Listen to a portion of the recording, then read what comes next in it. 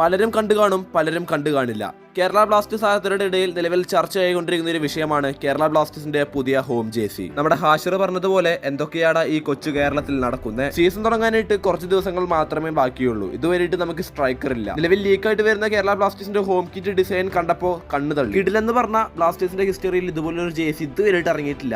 നിങ്ങളുടെ അഭിപ്രായം കമന്റ് ചെയ്യുക. വരാൻ പോകുന്ന സീസണിൽ ഇനി ഫ്ലോപ്പായി മാറുമോ എന്നുള്ള പേടി വരെ വന്നു തുടങ്ങി. സ്ഥിരമായി നമ്മുടെ വീഡിയോ കണ്ടുകൊണ്ടിരിക്കുന്ന 86% ആളുകളും വെറുതെ വീഡിയോ കണ്ടുകൊണ്ട് പോവുകയാണ്. വീഡിയോ ഇഷ്ടപ്പെടുകയാണെങ്കിൽ മാത്രം ചാനൽ സബ്സ്ക്രൈബ് ചെയ്യുക.